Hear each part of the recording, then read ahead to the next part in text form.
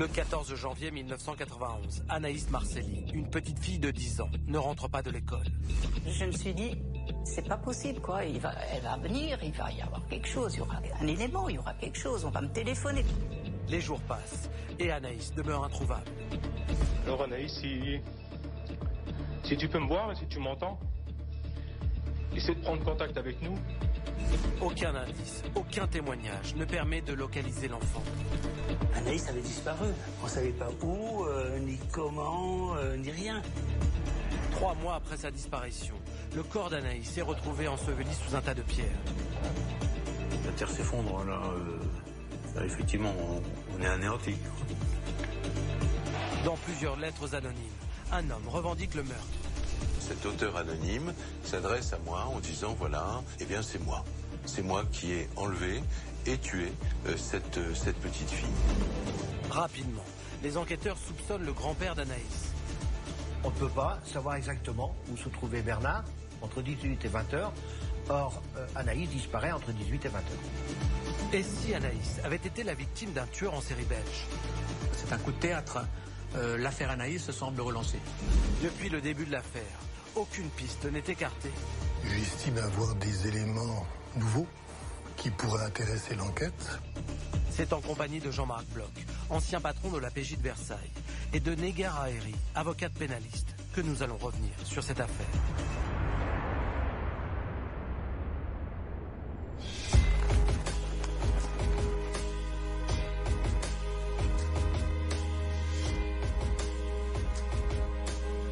Nous sommes à Mulhouse, dans l'est de la France. C'est ici qu'en janvier 1991, une petite fille a disparu en rentrant de l'école. Anaïs Marcelli avait 10 ans. Son tueur l'a étranglée avant d'abandonner son corps au bord d'une route nationale. Aujourd'hui, ce crime atroce reste impuni et pourtant de nombreuses investigations ont été menées et des moyens d'enquête inédits ont été utilisés. Retour sur une affaire qui demeure à ce jour non élucidée.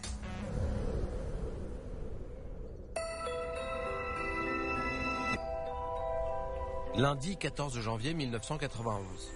Il fait déjà nuit à Mulhouse, lorsque Martine Meyer arrive chez elle après sa journée de travail. Son compagnon, Jean-Marie, est déjà là. Ne manque plus qu'Anaïs, sa fille, qui ne devrait plus tarder à rentrer de l'école. Il devait être 18h15, 18h20. Je regarde ma montre et je vois que la petite, elle n'est pas... que la petite n'est pas là.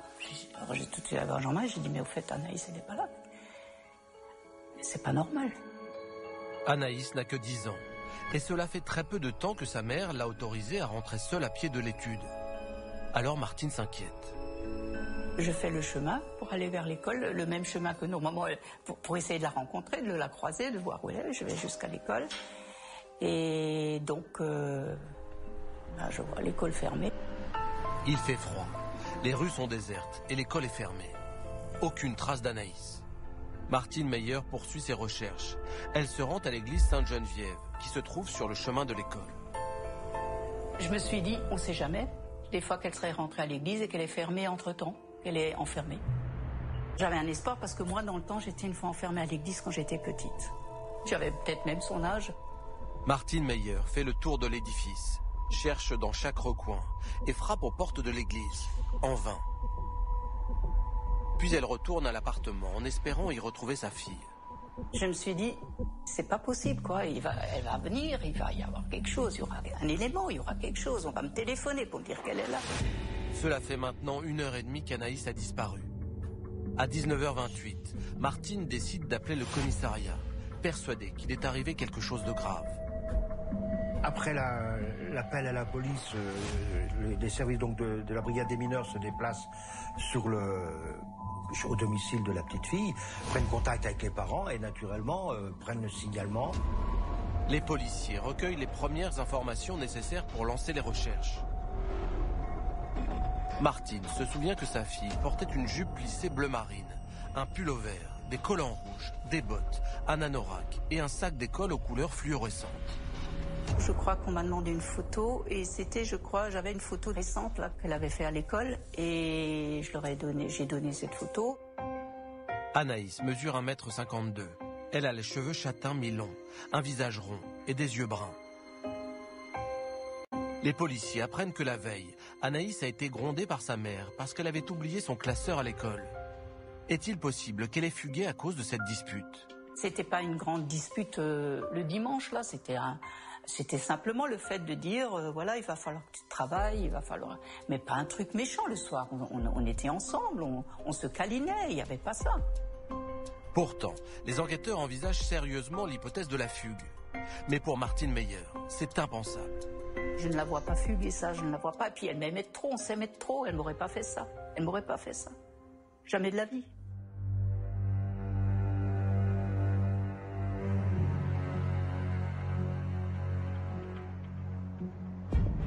Cela fait déjà plus de 3 heures qu'Anaïs devrait être rentrée chez elle. Le signalement physique de la petite fille est transmis à toutes les patrouilles de police et des contrôles routiers sont mis en place. À 21h30, devant la gravité de la situation, les enquêteurs décident de prévenir le père d'Anaïs qui vit à une trentaine de kilomètres de Mulhouse.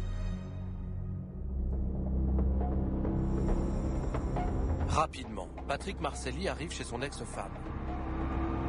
Bernard, le grand-père maternel d'Anaïs, les rejoint. Ensemble, ils décident d'arpenter le quartier. On a exploré toutes les rues. On a commencé par les rues qu'elle aurait dû emprunter. On a commencé par les rues annexes. On a commencé, on a fait tout le quartier, effectivement, jusqu'au tard dans la nuit, quoi, sans qu'on aboutisse à quoi que ce soit, malheureusement, quoi. On trouve rien du tout. Hein. On trouve rien. On trouve pas de traces. On trouve rien. Rien. L'inquiétude montait, quoi. Effectivement, là, on commençait sérieusement, en tout cas personnellement, et bon, tout le monde, hein, on commençait tous à... Là, effectivement, je veux dire, c'est pas normal, quoi. Donc, il y a quand même quelque chose d'angoissant. La nuit passe, sans aucune nouvelle. Dès le lendemain matin, les recherches reprennent. Tous les moyens sont alors mis en œuvre. Les forces de police ont fait des recherches, ont ratissé tous les squares, les endroits boisés, les locaux vides, où un enfant aurait pu se trouver. 2 jours déjà qu'Anaïs a disparu. 2 jours que la police et ses parents la recherchent sans relâche. Il y avait même des maisons, des fois, avec personne, on rentrait dedans, on allait... Regardez, on espérait toujours, jusqu'à l'improbable, quoi, tout, on a tout essayé, quoi. Patrick Marcelli décide de transmettre sur une chaîne de télévision locale un message à l'attention de sa fille. Alors Anaïs, si tu peux me voir et si tu m'entends, essaie de prendre contact avec nous. Il ne te sera fait aucun reproche et on t'attend. Mais Anaïs ne se manifeste pas. La brigade des mineurs fait du porte-à-porte dans l'espoir d'obtenir un témoignage. Les enquêteurs commencent une enquête de voisinage proche, autour du domicile, sur le chemin de l'école, à l'école, parmi les parents d'élèves. Et puis, naturellement, l'enquête de voisinage va de plus en plus large au niveau du quartier, et même voire de la ville de Mulhouse. Les investigations établissent que la dernière personne à avoir vu Anaïs est un de ses camarades de classe. Je sortais de l'école et puis Anaïs, elle était derrière moi, je crois. Enfin, et puis il y avait Simon, un de mes copains qui était près du parc, puis qui marchait un peu plus vite que nous. Anaïs l'a croisé, elle a traversé, et Anaïs nous a croisés, puis je sais pas si elle est passée par la rue ici ou continuait sur la rue de Bâle, mais non, pas d'habitude elle passe sur la rue de Bâle. Pour rentrer à l'école, Anaïs a donc emprunté la rue Nordfeld, puis elle a longé l'église Sainte-Geneviève, a tourné sur la rue de Stalingrad et s'est dirigée vers la rue de Bâle. C'est ici qu'elle a été vue pour la dernière fois par ses camarades, à 200 mètres de son domicile.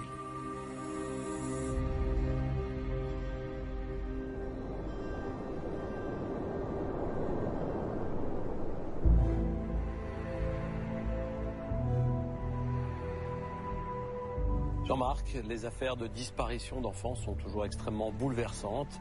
On sent bien que les recherches s'engagent très vite et qu'il y a un sentiment d'urgence très fort. Oui, c'est une situation très difficile car on le sait bien, plus les heures passent, plus les chances d'un dénouement le plus heureux possible s'amenuisent. On estime que les premières 24 heures sont décisives. Alors bien évidemment, les enquêteurs mettent en œuvre très rapidement des moyens importants. Les enquêteurs évoquent tout de suite l'hypothèse d'une fugue. Croyez-vous vraiment qu'une enfant de 10 ans pourrait décider de fuguer un soir d'hiver, dans la nuit et dans le froid? Il y a 3 hypothèses, la fugue, l'accident ou l'enlèvement. Et là, on ne peut pas écarter l'hypothèse d'une fugue. On sait bien que les parents d'Anaïs sont séparés, que cet enfant peut souffrir de cette séparation et qu'elle ait souhaité rejoindre son père.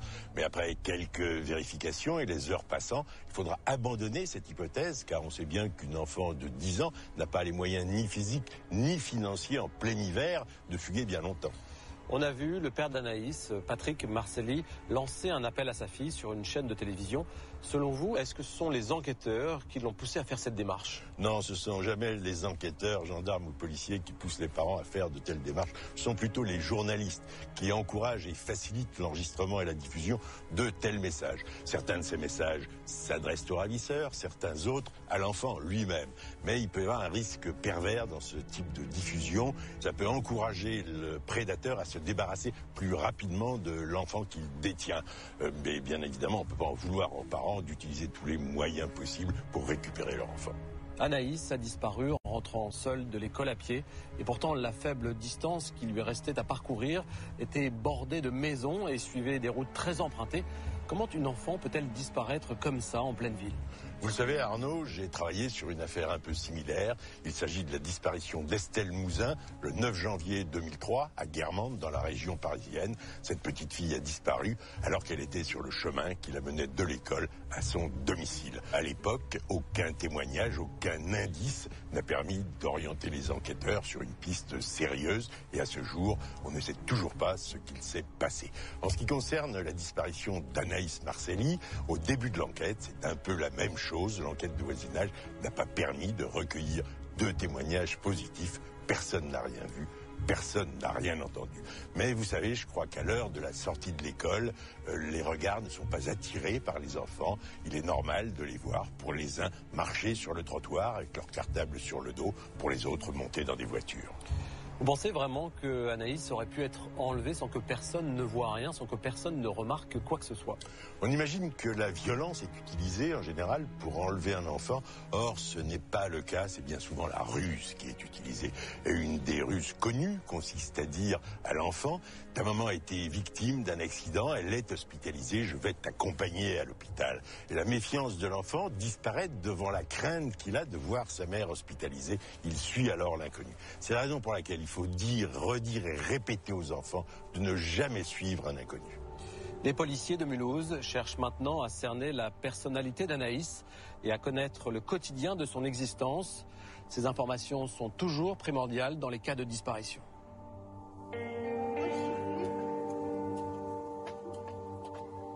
Anaïs était une superbe jeune fille et je me réjouissais déjà pour me promener à ses côtés. S'achèterait ses premières chaussures à talons et tout. Ah oui, j'en étais très, très, très fière. Elle aimait rire, elle aimait s'amuser. C'était comme une enfant de 10-11 ans, quoi. Elle était heureuse de vivre, tout simplement, quoi. Les parents de la petite fille se sont séparés peu de temps avant sa disparition. Anaïs a d'abord vécu chez son père. Cela faisait tout juste 5 mois qu'elle était revenue à Mulhouse chez sa maman. Elle m'avait dit on ne se séparera plus jamais, maman, on ne se séparera plus jamais. J'ai dit non, je te promets, on ne se sépare plus. Elle était heureuse comme tout, moi aussi bien sûr, on s'était retrouvés, quoi. Anaïs était heureuse de revenir avec sa maman, effectivement. Le compagnon de Martine s'occupait bien d'elle, lui préparait les repas. Et donc, elle était contente de retrouver sa mère. Réunis dans l'angoisse, les parents d'Anaïs ne cessent de se poser les mêmes questions. Où est-elle? Est-il possible qu'elle ait été enlevée à moins de 200 mètres de chez elle? Pour tenter d'obtenir des témoignages, ils décident d'éditer un avis de recherche.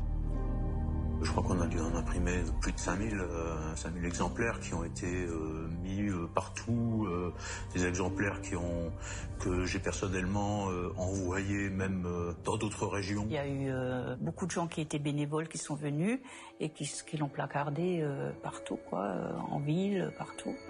L'avis de recherche est traduit et diffusé à l'étranger, en Allemagne, Suisse, Belgique, Espagne et Italie. De nombreux témoignages affluent au commissariat de Mulhouse. Mais toutes les vérifications menées sont sans résultat. Pour la maman d'Anaïs, ces faux espoirs sont insoutenables.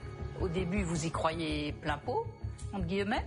puis après, vous vous rendez compte qu'il y en a beaucoup de gens qui s'amusent quand il y a des gens d'affaires. Après, on veut du concret, quoi. On veut du concret, on veut Anaïs. On veut Anaïs, c'est tout. On veut Anaïs. C'est vrai que tous les appels et autres, bon, on essaye de s'y accrocher, mais au fond, on savait que c'était sans espoir et que c'était de fausses rumeurs ou des gens qui essaient de se sentir intéressants. Anaïs avait disparu. On ne savait pas où, ni comment, ni rien. Elle était passée où, était-elle vivante, elle était on ne savait rien, en fait. C'était des grosses questions. La médiatisation de l'affaire va alors entraîner un autre type de témoignage. Des voyantes, cartomanciennes ou autres radiesthésistes affirment savoir où se trouve la petite grâce à leur pouvoir surnaturel. Quand on est dans ce cas-là, on est prêt à croire à tout et à suivre n'importe quelle indication pourvu qu'on ait quelque chose à faire. Les voyantes, les radiesthésistes, j'avais quand même un espoir, oui. Après, j'avais quand même un espoir. Mais vous savez, on se raccroche à tout, hein. Même si ça paraît pas possible, on se raccroche. Même si c'était quelque chose de pas très cartésien, on a tout essayé. Le 19 janvier, Patrick Marcelli reçoit l'appel d'une radiesthésiste. Cette radiesthésiste qui nous signalait la présence d'Anaïs dans un local noir, sombre, et qu'elle pouvait être empêchée d'en sortir par la présence d'un animal, quoi. À cette occasion-là, donc, j'ai effectivement appelé la police pour leur signaler le fait. Les pistes donc sont vérifiées, même si elles sont farfelues, parce qu'on ne peut pas occulter une piste. Comme la radiesthésiste a évoqué le zoo, les policiers se rendent au parc animalier. On passe le zoo au peigne fin, on explore tous les lieux qui pourraient correspondre à ce qui a été indiqué.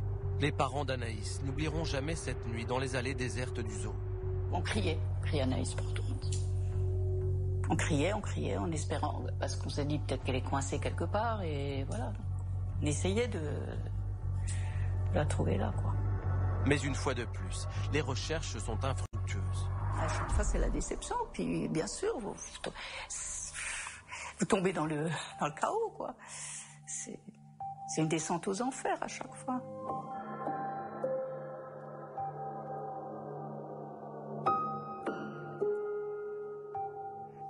Négard, 5 jours après la disparition d'Anaïs, une information judiciaire est ouverte pour enlèvement d'enfants. Des avis de recherche sont diffusés et de nombreux témoignages affluent. Parmi ces témoignages, il y a hélas un certain nombre de déclarations mensongères. Je pense qu'il serait bon de dire à quoi on s'expose quand on fait ça. Alors, ce sont des blagues d'un goût vraiment douteux, avec surtout de réelles conséquences. Vis-à-vis des parents, ça crée à chaque fois un espoir qui finit par tomber de manière brutale et douloureuse, et on l'a encore vu dans le témoignage de la mère d'Anaïs. Et puis vis-à-vis des enquêteurs, ça les expose à des recherches qui sont inutiles et qui d'une certaine manière portent atteinte à leur autorité. Alors pour cette dernière raison, on pourrait peut-être envisager la qualification d'outrage qui fait encourir à son auteur une peine d'1 an d'emprisonnement et de 15 000 € d'amende. On parle aujourd'hui beaucoup d'alerte enlèvement. Ce dispositif qui se met en place immédiatement après la disparition d'un enfant a prouvé à plusieurs reprises son efficacité. Est-ce qu'il aurait été utile dans le cadre de la disparition d'Anaïs Marcelli ? Ce dispositif n'existait pas encore à l'époque des faits parce qu'il n'a été créé en France qu'en 2006. Mais en réalité, Arnaud, il n'est même pas certain qu'il aurait pu être utilisé s'il avait existé alors, parce que la mise en œuvre de l'alerte enlèvement, pour qu'elle soit pleinement efficace, exige qu'on fournisse à la population un certain nombre d'éléments descriptifs utiles sur l'auteur de l'enlèvement, comme par exemple son identité, les vêtements qu'il portait ou encore son moyen de déplacement. Or, dans notre affaire, il n'y avait aucune information sur l'auteur de l'enlèvement. Et c'est la raison pour laquelle l'alerte enlèvement n'aurait probablement pas pu être utilisée. Les enquêteurs vont obtenir que des recherches d'envergure soient effectuées.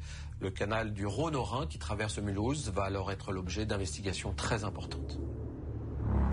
7 jours après la disparition, ce canal qui passe à seulement 200 mètres de l'appartement familial d'Anaïs commence à être fouillé. On ne pouvait pas écarter l'hypothèse qu'elle se soit approchée de ce canal et qu'elle y soit tombée.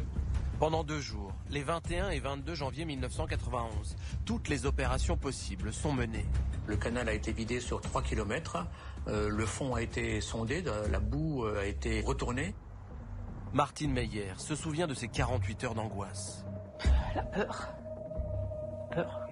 Parce qu'on sait que si une nouvelle tombe, elle ne peut être que mauvaise, si le canal est vidé. Et si on trouve Anaïs, on sait que c'est foutu. Mais le corps d'Anaïs n'est pas retrouvé. Et il va falloir attendre le 2 mars 1991, soit 1 mois et demi après la disparition, pour que les enquêteurs tiennent enfin une première piste sérieuse. Pour la première fois, la police semble tenir un suspect.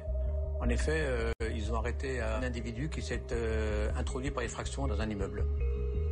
Et en fouillant dans les affaires de cet individu de 26 ans, les policiers font une découverte très intéressante. Il se trouve que cette personne, qui était plus ou moins classée comme SDF, avait sur lui à la fois l'affiche de la recherche et les coordonnées de la maman d'Anaïs. L'homme est immédiatement placé en garde à vue. Il explique avoir trouvé l'avis de recherche d'Anaïs à la gare de Nice.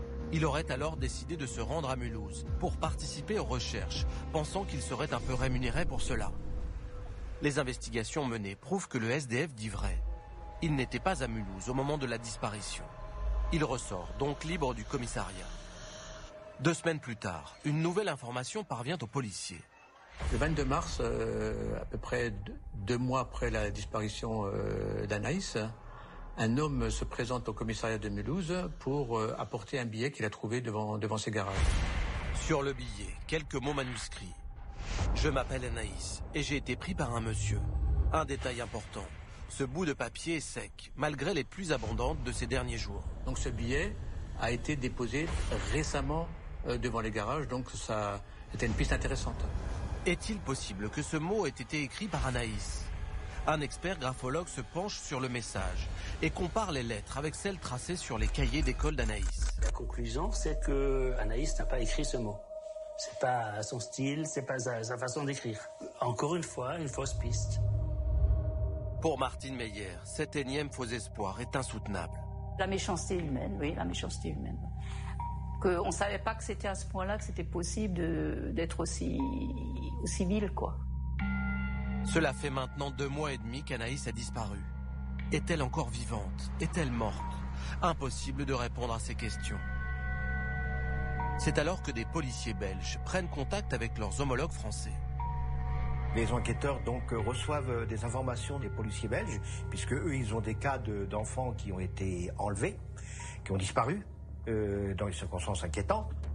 Les enquêteurs belges font un rapprochement entre la disparition d'Anaïs et celle de 2 petites filles. Elisabeth Brichet, 12 ans, qui a disparu le 20 décembre 1989 à Namur, 1 an et 20 jours avant Anaïs. Et Nathalie Geichbret, 10 ans, qui a disparu à Berthem le 26 février 1991, juste 1 mois après la disparition d'Anaïs. 2 enfants de l'âge d'Anaïs, 2 fillettes, qui ont disparu à la sortie de leur école, dans les mêmes circonstances qu'Anaïs, qui n'ont jamais pas été retrouvées à ce jour. Et donc, ils soupçonnent un réseau de prostitution d'enfants. Pour le juge d'instruction en charge de l'enquête, Germain Sangelin, l'hypothèse d'un réseau de pédophilie est à prendre très au sérieux. Nous savons qu'il existe des réseaux de pédophilie, en particulier avec un marché dans le sud-est asiatique, dans des pays comme les Philippines et la Thaïlande. Il existe malheureusement aussi une offre en Europe occidentale. En l'absence d'autres raisons techniques le conduisant à travailler dans d'autres directions, pourquoi pas celle-là? Une déclaration médiatique qui anéantit les parents d'Anaïs. Elle est peut-être obligée de faire la prostituée pour ces gens intéressés et tout. Alors bien sûr, ça aussi, c'est une terrible angoisse. Parce que si elle doit vivre ça, c'est l'horreur, quoi. Les investigations menées ne permettent pas de localiser Anaïs en Belgique ou ailleurs dans le monde.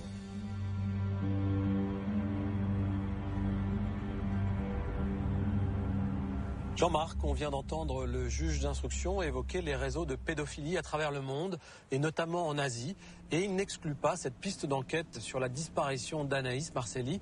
Est-ce que vous trouvez ça crédible?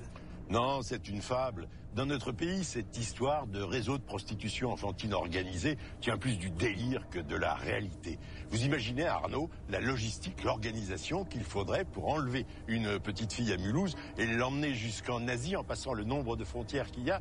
Mais entendez-moi bien, je ne dis pas que la pédophilie organisée n'existe pas en France. Il s'agit bien souvent de réseaux beaucoup plus locaux, de parents qui livrent leurs propres enfants pour les faire abuser sexuellement, voire violer par des proches, des amis, des voisins. On a vu que les policiers belges sont venus rencontrer leurs homologues français pour évoquer 2 disparitions de petites filles qui pourraient faire penser à celle d'Anaïs. Est-ce que cette piste vous semble intéressante? Oui, c'est effectivement très intéressant. il y a des coïncidences troublantes dans ces différentes enquêtes qui pourraient mener vers un seul et même prédateur sexuel. On saura d'ailleurs plus tard que Elisabeth Brichet a été victime de Michel Fourniret, prédateur sexuel multirécidiviste, connu sous le surnom de l'ogre des Ardennes, qui a sévi des deux côtés de la frontière. Est-ce que vous savez, Jean-Marc, combien d'enfants disparaissent chaque année en France? Il y a 45 000 disparitions d'enfants, c'est-à-dire de mineurs de moins de 18 ans, qui sont signalés en France par an au service de police et de gendarmerie. Mais je tiens tout de suite à préciser que la très grande majorité de ces disparitions sont de très courte durée. Il s'agit de fugues de 24 à 48 heures. Sur ce nombre, il reste 1000 disparitions qui restent plus particulièrement inquiétantes en raison de leur durée qui se prolonge. Hélas, il s'agit bien souvent de suicides d'adolescents qui quittent le foyer familial pour aller mettre fin à leur jour dans des endroits isolés, ce qui retarde d'autant la découverte de leur corps.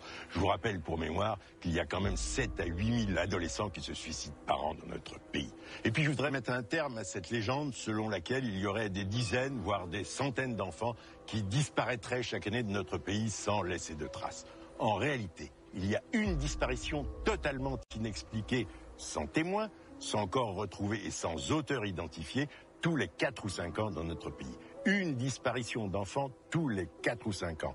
Mais c'est déjà beaucoup trop. Cela fait maintenant plus de 2 mois qu'Anaïs a disparu et les policiers de Mulhouse n'ont toujours aucune piste. C'est alors qu'une lettre envoyée le 27 mars 1991 à l'école d'Anaïs va relancer l'enquête. Dans ce courrier, l'auteur anonyme s'adresse directement aux élèves. Je vous adresse cette lettre pour vous donner des nouvelles de votre petite camarade Anaïs. Elle est en parfaite santé. Après cette première phrase, la lettre, pleine de fautes d'orthographe, est une véritable plongée dans l'horreur. Elle est très douce et soumise. Elle me plaît beaucoup. Et je passe des instants merveilleux en sa compagnie. L'enlèvement s'est bien passé. Elle s'est mise à pleurer presque aussitôt, mais je me suis mis à la consoler presque aussitôt. L'auteur se vante d'avoir déjà tué et violé d'autres enfants. C'est une lettre qui est d'une très grande violence. Surtout quand on sait que l'auteur de cette lettre souhaite que ce soit lu à des enfants qui ont l'âge d'Anaïs, qui eux-mêmes déjà sont traumatisés par la disparition de leurs camarades. Alors il est possible de voir dans cette lettre adressée à l'école la recherche de créer de la sidération, de la peur chez les enfants pour ressentir une puissance. L'auteur de la lettre semble prendre plaisir à évoquer ses viols et la souffrance de ses victimes. Et il raconte pourquoi il a enlevé Anaïs. Mon objectif, c'est de la mettre enceinte le plus jeune possible. Si j'y arrive assez vite, c'est-à-dire pour qu'elle soit à terme avant 12 ans et demi, je la rendrai peut-être. On a un courrier issu d'un esprit malade, dérangé, et qui veut manifestement faire du mal à des enfants, et faire du mal également à toutes les personnes environnantes, c'est-à-dire toutes les personnes qui vont avoir ce courrier entre les mains. Moi, je me suis dit, c'est un fou. Un pervers, quelqu'un qui délire complètement. Pour moi, c'était les délires d'un fou. La lettre est aussitôt remise aux enquêteurs. L'auteur de la lettre revendique avoir enlevé Anaïs. Donc là, naturellement, l'enquête change de tournure, puisque là, on a une revendication ciblée. Donc naturellement, là, la piste devient intéressante. Il est établi que le courrier a été posté à Paris dans le 18e arrondissement. Des recherches sont effectuées pour tenter d'en identifier son auteur. Une empreinte digitale est découverte à l'arrière du timbre. Mais cette trace incomplète est inexploitable. L'identité de l'auteur de la lettre reste donc un mystère. Impossible de déterminer si réellement il retient prisonnière Anaïs. Cela fait maintenant 3 longs mois que Martine Meyer ne sait pas où est sa fille. On n'a pas beaucoup d'espoir de la retrouver vivante. À l'époque, beaucoup de gens me disaient, tu sais, il vaut mieux que tu puisses pleurer sur un cimetière que si tu ne sais pas ce qui est arrivé. Ça, j'entendais tout le temps.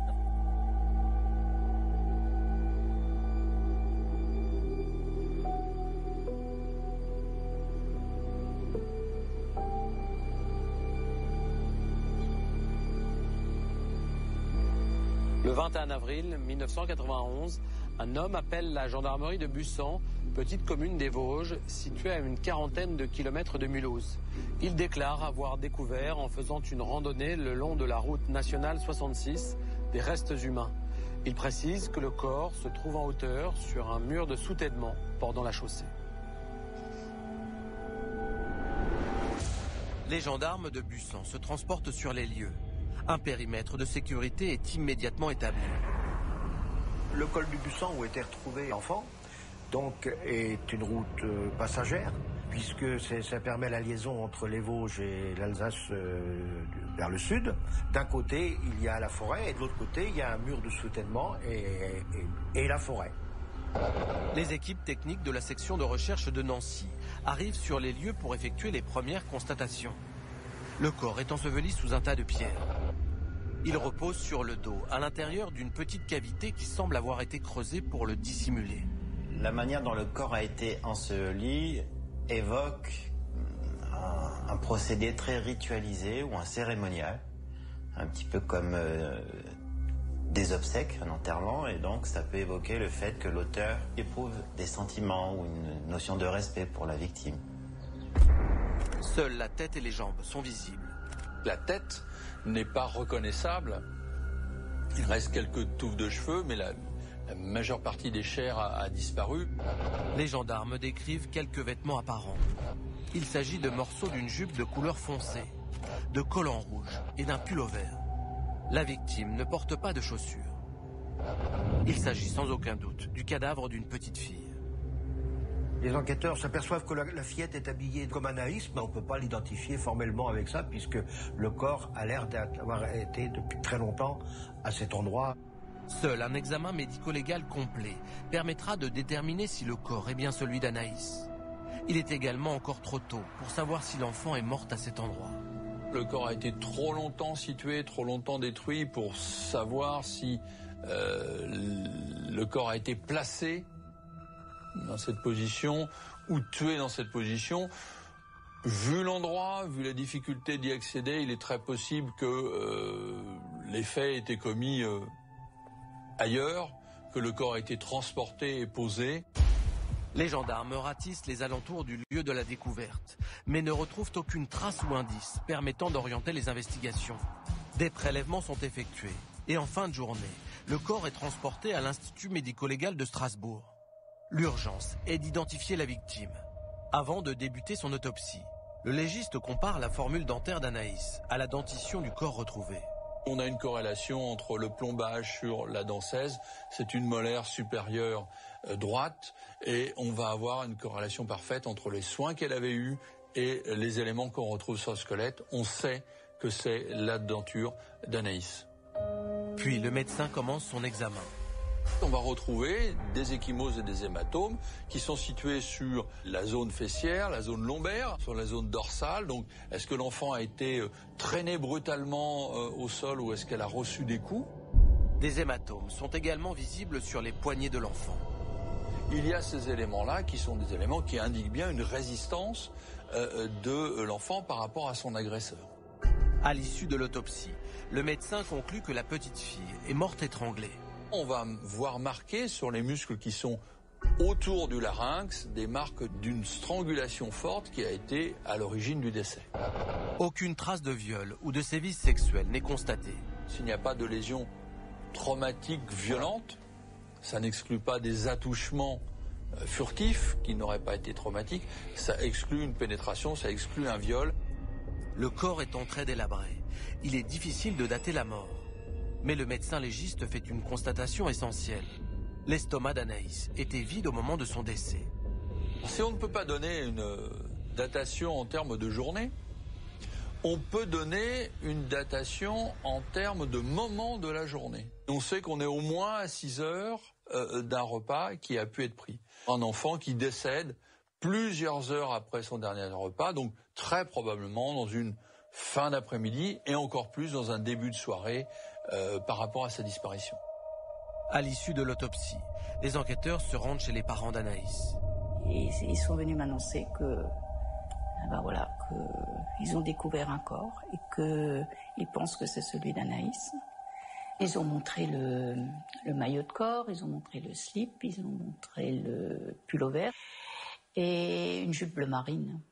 Ils ont procédé officiellement et puis j'ai regardé et puis l'évidence quoi. évidence. Comme un automate, j'ai dit oui, c'est bien ça, comme un automate. Je crois que là, effectivement, la terre s'effondre. Là, effectivement, on est anéanti. C'est tellement l'horreur, c'est tellement pas vrai, quoi. Même encore maintenant, j'ai envie de dire, c'est pas vrai que j'ai pas vécu ça, c'est pas vrai. Anaïs n'a pas vécu ça. Anaïs, c'est pas possible qu'on a eu ce destin. On lui a pris la vie, quoi. J'ai dit encore maintenant, c'est pas possible, quoi. C'est pas possible. Et pourtant, c'est ça, quoi. Donc pourtant, vous êtes dans la réalité, vous êtes là, oui, c'est ça. Une semaine après la découverte du corps, le 28 avril, les parents doivent faire face à une nouvelle épreuve, l'enterrement de leur fille. J'avais pas envie de m'habiller, j'avais pas envie d'y aller. Alors j'ai pris les chaussures, je me rappelle encore bien, j'ai mis des chaussures à talons, c'est les chaussures qu'elle mettait quand elle voulait marcher. J'ai mis exprès ces chaussures en son souvenir, quoi, parce qu'elle les mettait. Près de 600 personnes sont présentes. Les policiers se mêlent discrètement à la foule. L'auteur de l'enlèvement peut très bien être parmi les gens qui sont à l'enterrement ou aux alentours des lieux de l'enterrement. Il est fréquent, lorsque le criminel est un prédateur sexuel, qu'il puisse se rendre sur les lieux du crime ou aux obsèques de la victime ou sur les zones de l'enquête criminelle. Et il va ressentir beaucoup de jouissance à défier en fait l'autorité policière, à jouer un petit peu au chat et à la souris. De nombreux enquêteurs sont sur place pour photographier le maximum de personnes. Enfin, d'ailleurs, toutes les personnes sont photographiées.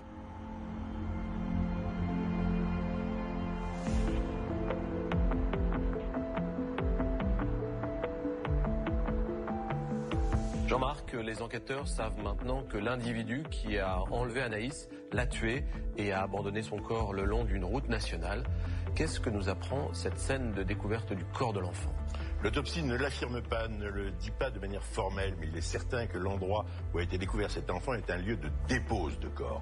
Il est inconcevable, inimaginable que cet enfant ait pu être tué au bord de cette route nationale très passante. Il y a donc deux lieux intéressants dans cette affaire, le lieu de la dépose du corps et le lieu où l'enfant a été tué, ce qui laisse supposer que le tueur ou un de ses complices disposait d'un véhicule pour pouvoir transporter le corps de l'endroit du meurtre à l'endroit de sa découverte. Concernant le lieu de dépose du corps, le psychologue Samuel Lemitre dit, je le cite, « La manière dont le corps a été enseveli évoque un procédé très ritualisé, un petit peu comme des obsèques, et donc ça peut évoquer le fait que l'auteur éprouve des sentiments pour sa victime.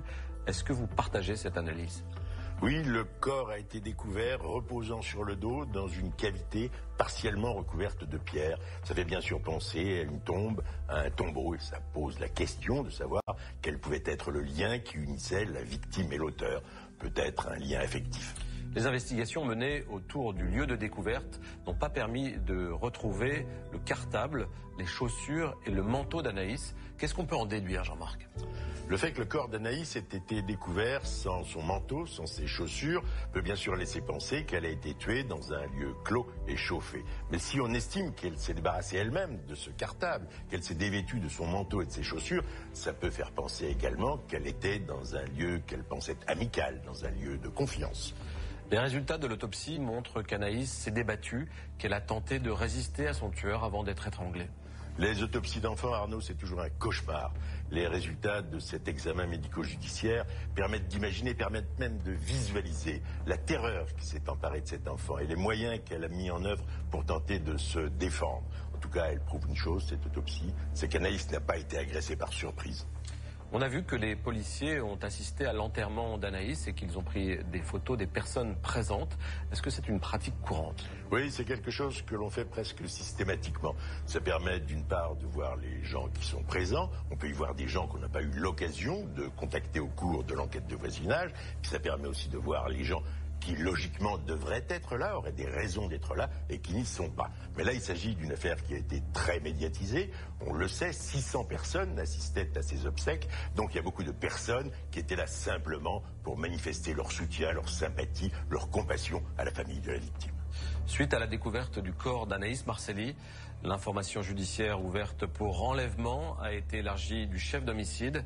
Le magistrat en charge du dossier organise alors les investigations dans un cadre d'enquête totalement inédit.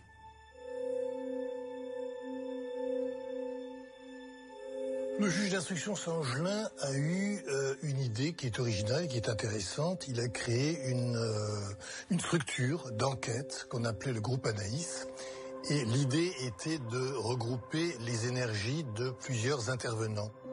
Le groupe Anaïs est une cellule d'expertise multidisciplinaire.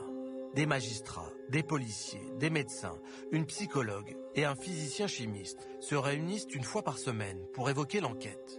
C'était relativement expérimental, c'est tout nouveau. Il était intéressant de confronter en permanence les points de vue de l'ensemble des personnes pouvant être au cœur de l'enquête. Le physicien chimiste du groupe Anaïs est chargé d'analyser les scellés de l'affaire. Il conclut à la présence d'éléments vitreux et sableux d'origine industrielle sur les vêtements, les cheveux et les ongles de la victime. Puis, il analyse la terre prélevée sur le lieu de la découverte du corps. Son expertise révèle alors une information extrêmement importante. Sous le corps, la terre ne comporte pas ces minéraux. Donc ils sont venus avec le corps. Cela permettra d'installer l'hypothèse selon laquelle, après le décès de l'enfant et avant son transport au col du Buisson, le corps de l'enfant aurait pu être entreposé dans un endroit intermédiaire, donc dans les heures qui ont suivi immédiatement la réalisation du crime. Le corps a été donc soit caché ou positionné dans un hangar, un véhicule ou un dépôt. Anaïs a donc été étranglée. Son corps a ensuite été caché avant d'être transporté dans un véhicule au col de Buisson. Le juge d'instruction va alors orienter les investigations vers une nouvelle piste. L'idée du juge d'instruction, que je crois judicieuse, est effectivement ce qu'il appelait, je crois, la théorie des cercles. On commence par ratisser large et ensuite le cercle se rétrécit. Mais c'est comme ça, en effet, que nous arrivons au cercle familial. Et c'est là, effectivement, que le dossier commence, comment dirais-je, à prendre une tournure tout à fait différente. En relisant les procès-verbaux du début de l'enquête, les policiers repèrent des contradictions dans les déclarations initiales de Martine Meyer, la maman d'Anaïs, et de son compagnon Jean-Marie. Un détail en particulier n'est pas clair. Qui a prévenu Bernard, le grand-père d'Anaïs, le soir de la disparition? Martine est réentendue le 26 avril 1991. Elle affirme avoir prévenu le grand-père le soir de la disparition, à 19h20. Il se trouvait dans son bureau, situé au rez-de-chaussée de l'immeuble, dans lequel elle vivait avec Anaïs. Je raconte, comme je m'en rappelais, que quand je suis revenue du parcours église-maison, que j'ai vu cette trait de lumière et donc je me suis dit tiens, il est au bureau, et j'ai toqué, puis je lui ai dit mais évidemment affolée, je ne sais pas ce qui se passe, Anaïs elle n'est pas rentrée. Mais Jean-Marie, le compagnon de Martine, donne une version bien différente. Jean-Marie déclare qu'il a décroché le téléphone pour appeler Bernard à son domicile et le prévenir de la disparition d'Anaïs. Il précise qu'il était à peu près 19h30. Les policiers décident de convoquer Bernard, le grand-père d'Anaïs. Bernard dit avoir rejoint son bureau de la rue de Zurich, donc où habite Anaïs, vers 19h. Que la mère d'Anaïs l'a prévenu de la disparition vers 19h20 et qu'en fait compte, lui il est resté dans le bureau et qu'il est monté après à l'étage au domicile des parents, donc vers 20h. Bernard a donc les mêmes souvenirs que Martine. Des souvenirs qui ne collent pas avec ceux de Jean-Marie. Mais quelques jours plus tard, Jean-Marie change spontanément de version. Il dit s'être trompé et est maintenant certain que Martine et le grand-père ont raison. Les enquêteurs s'étonnent de son revirement. Sur des faits aussi graves, changer de version comme ça, naturellement, les enquêteurs sont très dubitatifs. Est-il possible que Jean-Marie ait volontairement menti? A-t-il quelque chose à cacher? Les enquêteurs passent le véhicule de compagnon Martine au peigne fin et ils y retrouvent des éléments de sable, du quartz, des éléments vitreux qui peuvent faire penser à ceux qu'on a trouvés ou prélevés sur le corps d'Anaïs. La présence de minéraux sableux découvert dans le véhicule de Jean-Marie, naturellement, pose une question. Est-ce que ce ne serait pas le véhicule qui aurait servi à transporter le corps de la petite Anaïs? Jean-Marie est maintenant soupçonné d'avoir transporté dans sa voiture le corps d'Anaïs. Des analyses complémentaires sont ordonnées. Et en fin de compte, il s'avère que les minéraux n'ont pas du tout la même consistance, ne sont pas du tout identiques avec ceux retrouvés sur le corps de la petite fille. Jean-Marie n'a donc pas transporté le corps d'Anaïs dans sa voiture. Mais pourquoi a-t-il changé de version sur le déroulement des faits le soir de la disparition? Voulant comprendre pourquoi les versions des uns et des autres diffèrent, le juge d'instruction décide d'organiser une reconstitution.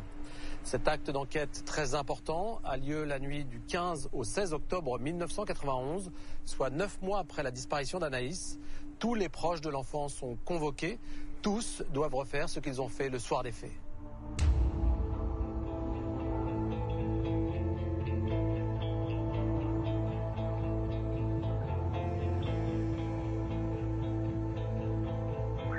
C'était l'idée judicieuse du juge d'instruction, savoir qui a fait quoi le jour de la disparition, où se trouvait chacun des acteurs de cette journée, ont-ils pu se parler l'un à l'autre, à quel moment, pour se dire quoi, etc.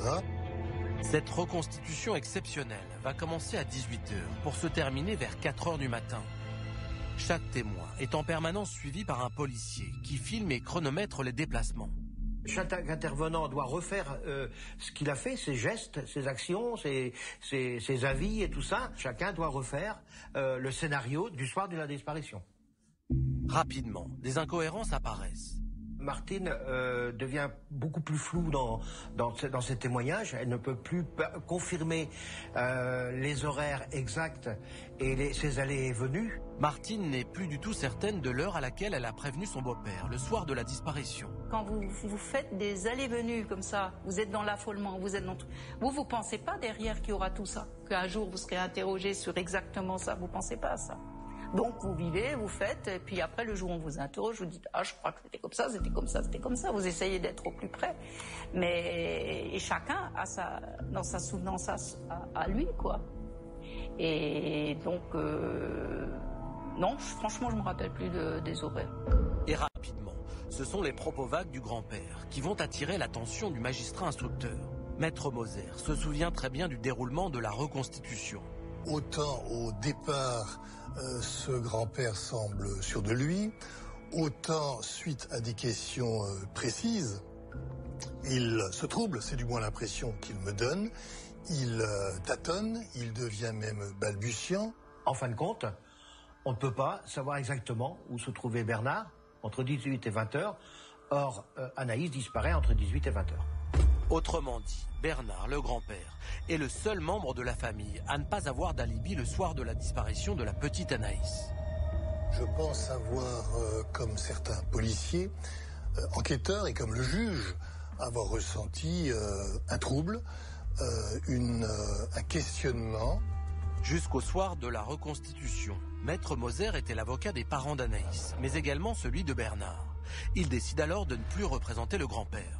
Je lui dis que nous ne sommes plus dans un climat de sérénité et de confiance et que je l'invite effectivement à me quitter pour que je puisse me consacrer uniquement à la défense des intérêts des parents de l'enfant assassiné.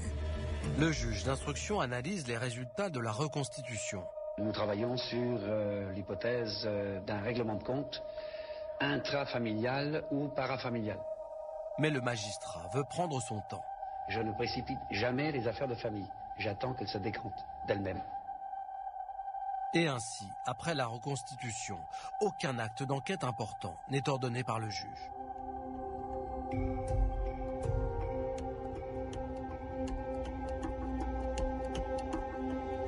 Négard, nous avons vu les images de la reconstitution du soir de la disparition d'Anaïs.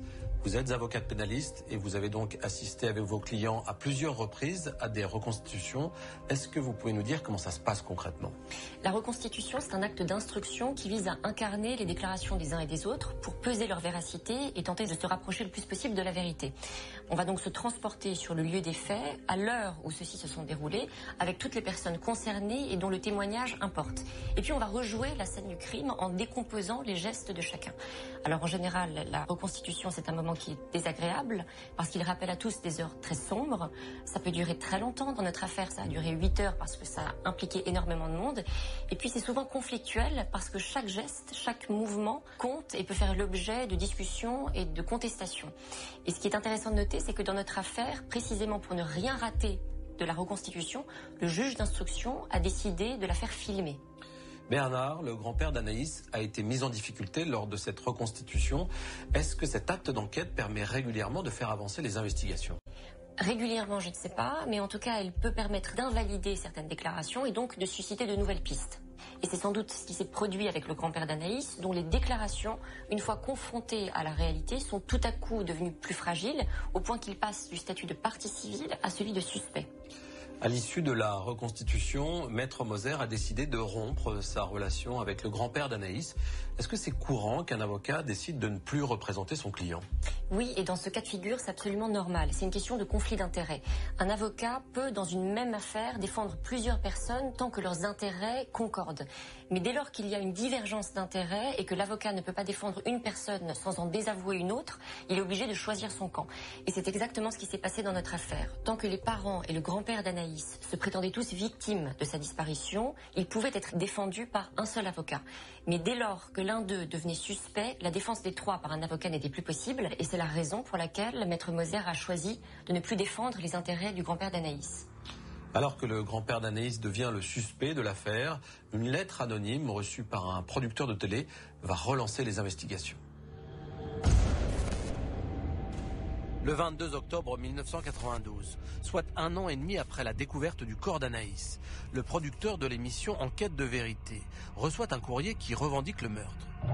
Je ne sais pas si vous vous rappelez d'une gamine de 10 ans qui avait été enlevée à Mulhouse au mois de janvier 1991, le 14 janvier. Cette gamine s'appelait Anaïs Marcelli. Eh bien, c'est moi aussi qui est l'auteur de ça. L'auteur livre les détails de son crime. Je l'ai étranglée en vitesse. D'ailleurs, elle n'a même pas eu le temps de s'en apercevoir. La lettre est aussitôt remise à la police. 4 mois plus tard, le 1er mars 1993, une nouvelle revendication est adressée au journaliste Jacques Pradel dans les bureaux de TF1 à Boulogne-Billancourt. Dans cette lettre, cet auteur anonyme s'adresse à moi en disant « Voilà, j'ai lu dans Télé 7 jours que vous aviez prévu de consacrer une émission à l'affaire Anaïs. Alors je vous le dis, eh bien c'est moi. C'est moi qui ai enlevé et tué cette petite fille. » Dans son courrier, posté dans le 16e arrondissement de Paris, l'auteur revendique des centaines de viols et des dizaines de meurtres de petites filles. L'auteur de la lettre se décrit comme un ravisseur d'enfants, extrêmement habile, et il se vante de ses méfaits. Vous savez, des fois, les gamines, même si on les a prévenues, elles se méfient pas toujours et tôt ou tard, elles tombent dans le piège. Le message, il est très clair. Je suis plus fort que vous tous. Et il veut montrer sa supériorité sur le monde judiciaire, sur les familles des victimes. Dans la lettre, l'auteur anonyme évoque une affaire en particulier. L'auteur des lettres parle d'un fait qui se serait produit donc en 1974 à Sainte-Savine, c'est une commune près de Troyes, dans l'Aube, et il dit avoir enlevé une enfant, il donne des détails très précis sur l'enlèvement, sur l'enfant, sur le comportement de l'enfant. Et il précise que la fillette avait 6 ans à l'époque. Il l'aurait enlevée sans qu'elle oppose aucune résistance, alors qu'elle revenait de faire ses courses. Parmi les détails donnés par le scripteur, il dit que le paquet de margarine que l'enfant avait acheté avait fondu. Il parle de la position de l'enfant dans la voiture, c'est-à-dire devant le siège avant, mais accroupi, ou à genoux. Il dit qu'il l'emmène chez lui, avec des détails évidemment épouvantables sur ce qu'il lui fait subir. Il évoque notamment son goût pour l'ondinisme, c'est-à-dire son excitation sexuelle, à uriner sur ses partenaires. Le Corbeau explique aussi pourquoi il a épargné la petite fille de Sainte-Savine. Il dit, mais celle-là, je n'ai pas pu la tuer. J'ai commis une erreur, j'ai accroché son regard au moment où j'allais l'étrangler et je n'ai pas pu aller plus loin. Je l'ai graciée. Je me souviens de le terme qu'il employait, c'est celle-là, je l'ai graciée. Les policiers du SRPJ de Versailles sont chargés de vérifier si cet enlèvement de Sainte-Savine a bien eu lieu. Rapidement, ils identifient une victime enlevée et violée le 13 juillet 1974, près de Troyes. Ils vont donc retrouver la personne qui avait été enlevée, effectivement, une enfant de l'époque, donc qui est identifiée, devenue adulte naturellement, et a été entendue et a confirmé les faits, a même donné les détails qui sont dans la lettre du scripteur. Cette jeune fille dit qu'effectivement, tout ce qui est indiqué dans ce courrier, elle l'a vécu. Et le plus surprenant, c'est que c'était des détails qui n'avaient pas du tout été indiqués ni aux médias, ni quoi que ce soit. Naturellement, on arrive à la conclusion que le scripteur est bien l'auteur de l'enlèvement de la petite fille à Sainte-Savine en 1974. Les policiers savent maintenant que l'auteur anonyme est un dangereux prédateur d'enfants qui a déjà fait au moins une victime. Est-il possible qu'il ait également enlevé Anaïs? Dit-il vrai quand il revendique son meurtre?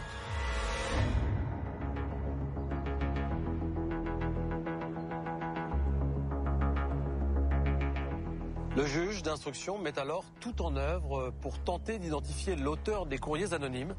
Il ordonne une expertise des lettres envoyées aux personnalités de la télévision et de celle qui a été adressée à l'école d'Anaïs juste après sa disparition. 1 mois plus tard, le rapport est sur son bureau. Les polices de caractère qui ont été identifiées étaient des polices tout à fait courantes dans les années 90. C'était des polices de caractère qu'on trouvait sur des courriers provenant d'administration, des courriers professionnels. L'expert a le sentiment que les lettres ont été tapées avec différentes machines. L'analyse des défauts des caractères est ensuite très importante. Sur 2 des lettres, l'expert remarque la même imperfection. Un défaut de liaison entre les lettres O et M. Ces 2 lettres sont très proches l'une de l'autre, alors que normalement elles devraient être légèrement plus espacées. La lettre F présenterait aussi une imperfection. Pour l'expert, ces défauts constituent l'ADN des machines à écrire du corbeau. Mais faut-il encore pouvoir les saisir afin d'effectuer des comparaisons? Le juge d'instruction confie également à un professeur agrégé de l'Université de Haute-Alsace une expertise du vocabulaire et de la syntaxe des lettres. Le linguiste y croise de l'ensemble des informations qu'il trouve dans les courriers anonymes et il cherche à dresser un portrait robot effectivement de la personne. Les lettres ont été postées à Paris, mais l'auteur anonyme ne semble pas originaire de cette ville. Alors cet expert émet l'hypothèse aussi selon laquelle le corbeau pourrait être une personne alsacienne. Pourquoi? Parce qu'il y a dans ces messages ce qu'on appelle des alsacianismes, c'est-à-dire des tournures qui sont empruntées au dialecte alsacien. Le linguiste se penche également sur les nombreuses fautes d'orthographe émaillant les courriers. Il semblerait que ces fautes soient un peu maladroites, qu'elles étaient intentionnellement placées pour induire de fausses pistes. L'expertise conclut que toutes les lettres ont été écrites par la même personne, un individu intelligent et dissimulateur. On a un faisceau d'indicateurs qui montre que le scripteur est quelqu'un qui est plutôt un être froid, cynique, organisé. Le 6 février 1996, le juge d'instruction charge l'expert linguiste de comparer le langage du corbeau à celui des proches d'Anaïs. Son rapport va marquer à jamais l'enquête sur l'enlèvement et le meurtre d'Anaïs Marcely. La conclusion essentielle dans l'affaire de l'expertise linguistique, c'est de toutes les personnes dont il a étudié le comportement, l'écriture et tout, la personne qui se rapproche le plus est celle du grand-père.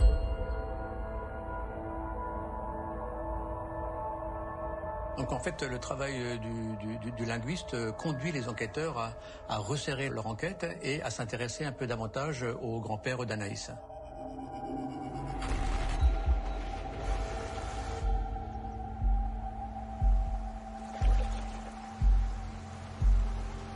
L'expert chargé de faire le portrait de l'auteur des lettres anonymes de revendication conclut que tous les courriers ont été écrits par une seule et même personne. La question est maintenant de savoir si le corbeau est aussi le tueur. Jean-Marc, est-ce que vous pensez que l'individu qui a envoyé ces courriers est également celui qui a enlevé et tué Anaïs Marcely?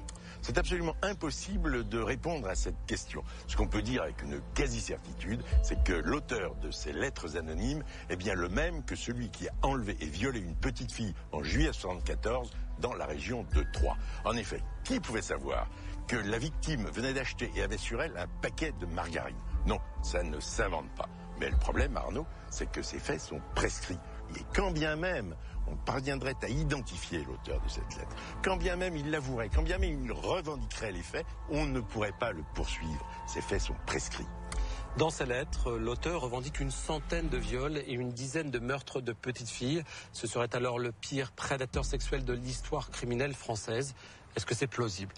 Au regard du nombre de faits, viols et meurtres commis sur mineurs chaque année en France, au regard du nombre de ces faits non élucidés, puisque par définition ceux qu'ils revendiquent sont non élucidés, ce chiffre me paraît totalement extravagant. En revanche, ce qui paraît crédible, c'est qu'il ait commis des agressions sur des mineurs, mais il en exagère considérablement le nombre pour prouver sa toute-puissance et sa haine viscérale de la société.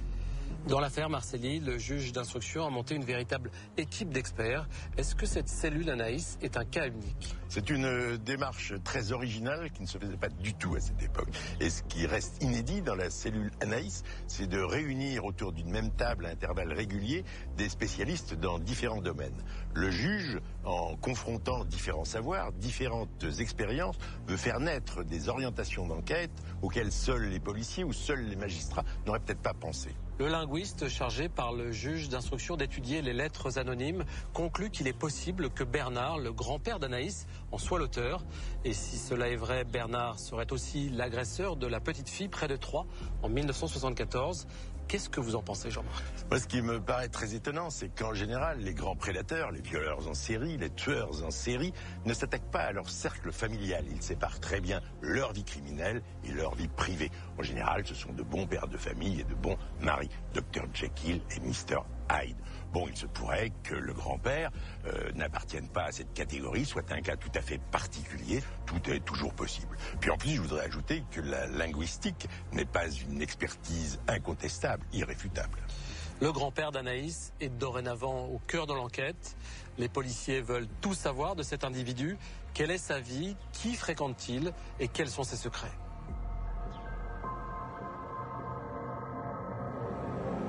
L'existence de Bernard est passée au crible de l'enquête de personnalité.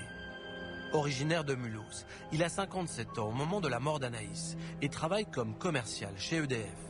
Ses collègues se souviennent d'un homme sympathique.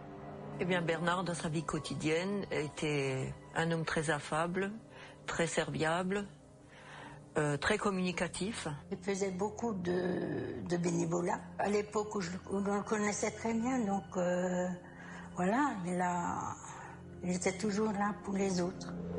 Depuis le décès de sa femme en 1987, Bernard enchaîne les conquêtes. Il avait beaucoup de copines, puis il en changeait souvent. Il tenait même un petit registre avec des notes de plusieurs femmes qu'il a connues. Les enquêteurs apprennent que Bernard n'est pas le père biologique de Martine Meyer. C'est le mari de sa mère, son beau-père.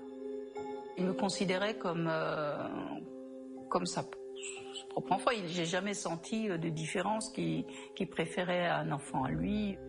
Avec Anaïs, Bernard était un grand-père, attentionné et aimant. Il aimait beaucoup Anaïs et j'ai rien à dire. J'ai dit qu'il était toujours gentil avec elle. Anaïs l'appelait Papy Gadget. Parce que souvent, il lui donnait un petit gadget et elle était contente. Elle adorait ça, quoi. Ouais, non, alors il la gâtait, elle l'aimait beaucoup. Enfin, voilà, elle était très bien avec lui, quoi. C'est alors que les policiers vont avoir une information étonnante.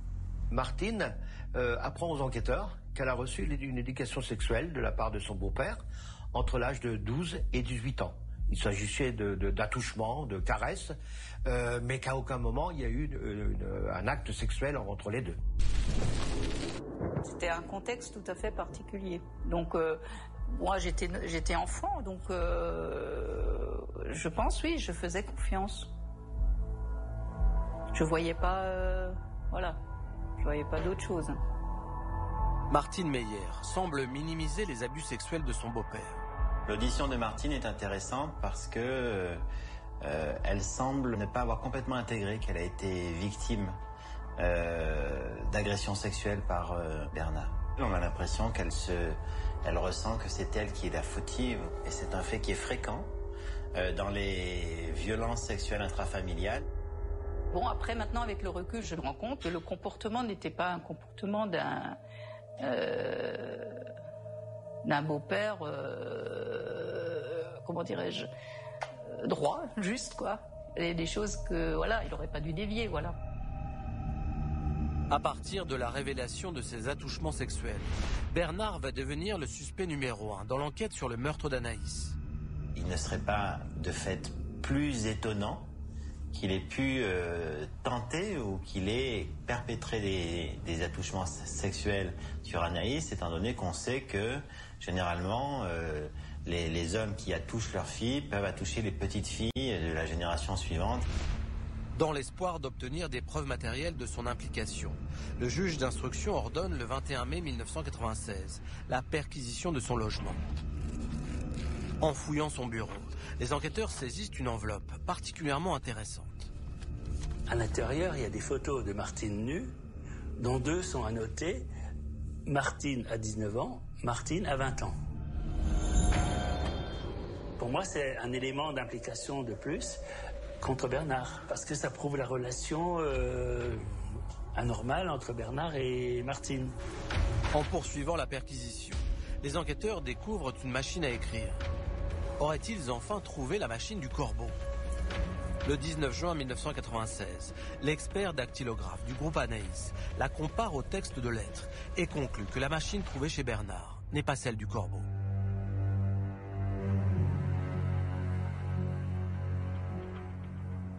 Les enquêteurs poursuivent leurs investigations et multiplient les auditions pour cerner la personnalité du grand-père d'Anaïs. Le 10 décembre 1996, soit près de 5 ans après le meurtre, Bernard est convoqué au commissariat de Mulhouse. Dès son arrivée, à 16h10, son placement en garde à vue lui est notifié.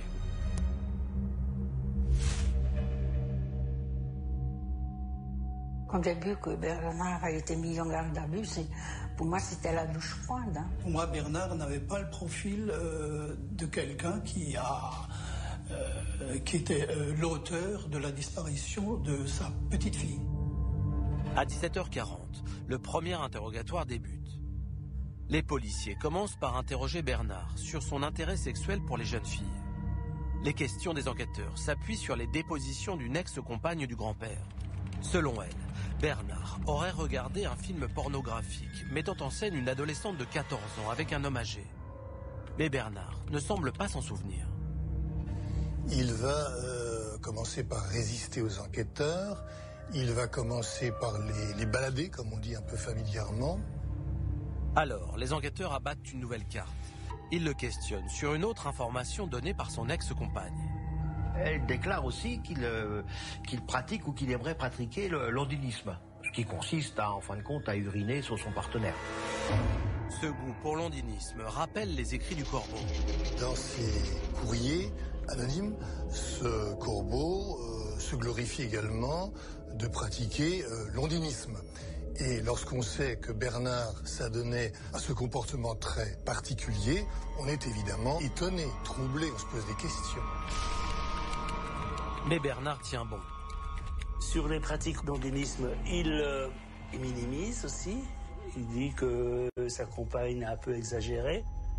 La première audition se termine à minuit 40, après plus de 7 heures d'interrogatoire. Bernard est alors conduit en cellule pour se reposer. Le lendemain matin, à 8h25, les questions reprennent. Les policiers tentent alors de déstabiliser Bernard en évoquant ses attouchements sur sa belle-fille.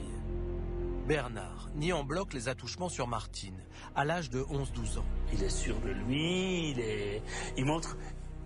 Il dit, il y a les réponses à tout, pratiquement. Sur les attouchements par rapport sur Martine, il a des réponses. Il répond de nouveau, je lui ai fait son éducation sexuelle. Mais sous la pression des enquêteurs, il finit par reconnaître avoir caressé sa belle-fille lors de séances de yoga. Martine avait alors 16 ans. Les questions se faisant plus précises, plus serrées, plus embarrassantes, effectivement, il a perdu de sa superbe et il s'est livré quand même à une série d'aveux, mais pas sur l'essentiel. L'essentiel étant, selon les enquêteurs, son éventuelle implication criminelle. Les enquêteurs interrogent alors le suspect sur son absence d'alibi le soir de la disparition d'Anaïs. Personne ne peut confirmer sa présence quelque part entre 18 et 20 heures. Ça, c'est un fait acquis, c'est au moment de l'enlèvement de la petite fille. Sous la pression des policiers, Bernard semble sur le point de craquer. Il doit admettre qu'il y a un trou dans son emploi du temps. Il doit admettre qu'il a un comportement sexuel tout à fait particulier. Il doit admettre qu'il a une personnalité très trouble. Mais à aucun moment, Bernard avoue avoir enlevé et tué Anaïs. Aucun élément ne permet d'inculper Bernard. Ses pratiques sexuelles, ses goûts pour les jeunes filles, ses pratiques ondinistes ne permettent pas de conclure l'enquête sur effectivement une inculpation. Sans aveu et sans preuve matérielle, les policiers, à la demande du juge d'instruction, décident de mettre fin à la garde à vue qui aura duré 45 heures. Pour Martine Meyer, c'est un soulagement. J'ai dit ouf parce que je me suis dit, il est innocenté. Donc pour moi, j'étais contente qu'il ne soit pas... Je n'aurais jamais voulu qu'il soit l'auteur qu'il ait pu tuer ma fille, quoi. C'est pas possible, quoi. Mais les autres proches d'Anaïs sont abasourdis. Je me suis demandé pourquoi ils l'ont libéré. Ben oui, c'est la bonne question, le pourquoi. On n'a pas eu de réponse, alors que bon... pourquoi on l'a pas fait craquer? Quand j'ai appris que, à l'issue des 45 heures de garde à vue, Bernard rentrait chez lui libre, j'étais évidemment interrogatif, j'étais déçu, j'étais meurtri moralement et psychologiquement.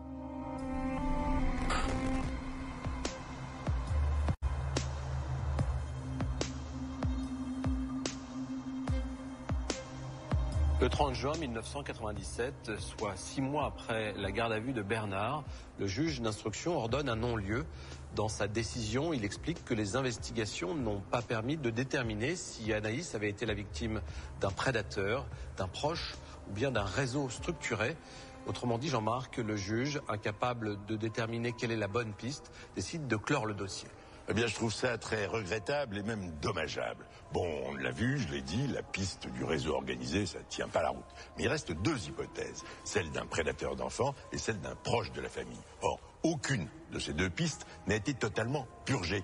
Il reste un certain nombre d'investigations, un certain nombre de recherches à effectuer. Il n'y avait absolument aucune urgence à clôturer ce dossier. Justement, selon vous, quelles autres investigations auraient pu être menées ? Eh bien, dans l'hypothèse d'un prédateur venant de l'extérieur, on agit par comparaison. Par comparaison avec des faits passés, bien sûr, mais par comparaison avec des faits éventuels à venir. Et pour pouvoir le faire, il faut bien sûr un cadre juridique d'enquête, une commission rogatoire, et à défaut de dossier ouvert, on ne peut rien faire. La deuxième hypothèse envisagée est celle du meurtre d'Anaïs par un proche. Là aussi, Jean-Marc, c'est très regrettable que le dossier ait été refermé. Effectivement, dans cette seconde hypothèse, il aurait fallu travailler, creuser sur la relation entre les membres de la famille d'Anaïs. Le grand-père faisait figure de suspect intéressant. Bien sûr, je ne dis pas qu'il est coupable, il est toujours présumé innocent. Mais sa personnalité trouble et malsaine aurait justifié des investigations plus approfondies. Bernard est ressorti totalement libre du commissariat après avoir passé 45 heures en garde à vue. On a le sentiment que les policiers, n'ayant pas réussi à le faire avouer, se sont retrouvés dans une impasse. Oui, là je crois que les enquêteurs ont commis une erreur. Vous le savez Arnaud, une garde à vue prolongée, ça peut durer jusqu'à 48 heures. Alors 45 heures, c'est trop ou pas assez. Soit on utilisait les 3 heures restantes pour essayer d'obtenir des aveux, soit ils interrompaient cette garde à vue pour mettre en place une nouvelle stratégie, replacer le suspect en garde à vue pour le déstabiliser d'une manière différente, avec de nouveaux éléments. Personnellement, c'est cette seconde solution que j'aurais choisie. Il n'y a aucune preuve matérielle irréfutable de l'implication du grand-père. Alors quels sont selon vous les éléments qui permettent de le suspecter ? Il y en a quand même plusieurs. Premièrement, il a pratiqué des abus sexuels sur sa belle-fille. Deuxièmement, c'est un adepte des films pornographiques mettant en scène de très jeunes filles. Troisièmement, tout comme le corbeau, il pratique l'ondinisme. Quatrièmement, il n'avait aucun alibi le soir de la disparition d'Anaïs. Tout ça me paraît constituer un faisceau d'indices graves et concordants. Vous pensez donc qu'il aurait dû être inculpé, comme on le disait à l'époque, c'est-à-dire mis en examen ? Je pense que s'il avait été mis en examen, le juge d'instruction n'aurait pas encouru les foudres, la censure de la chambre de l'instruction. Et puis ça aurait permis, étant donné que la garde à vue était écoulée, de continuer cette enquête de manière satisfaisante en procédant à de nouvelles auditions, de nouvelles perquisitions, de nouvelles confrontations, de nouveaux actes d'enquête et de poursuivre dans des conditions correctes cette affaire.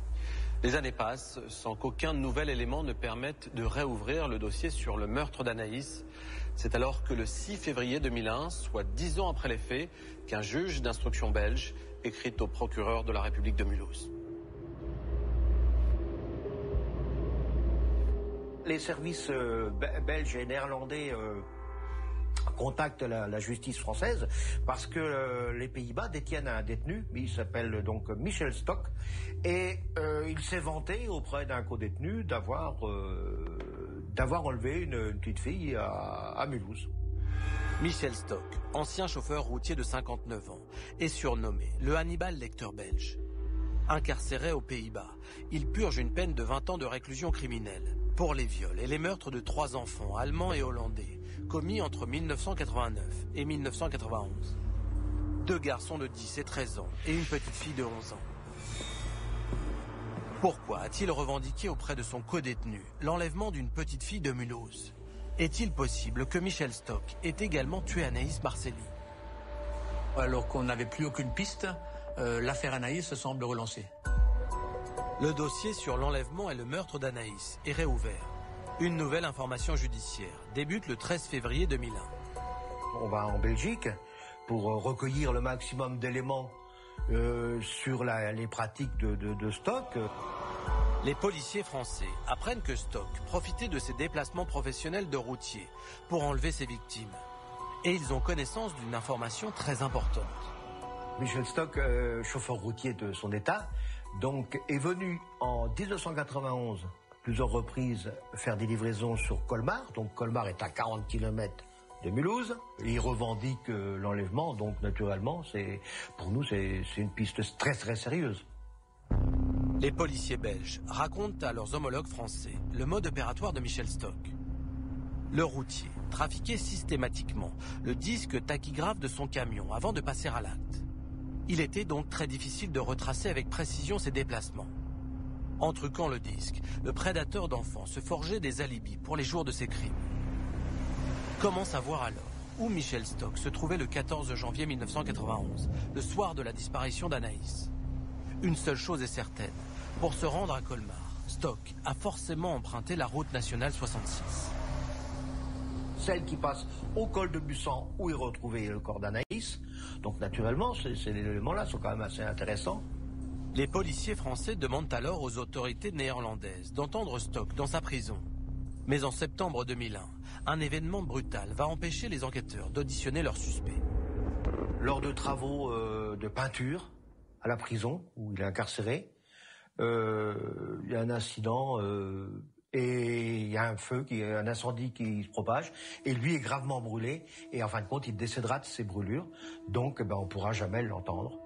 Il sera donc désormais impossible d'établir si Michel Stock est ou non impliqué dans le meurtre d'Anaïs. Le 30 septembre 2002, un deuxième non-lieu est prononcé dans l'affaire Anaïs Marcely. Le dossier est une nouvelle fois refermé.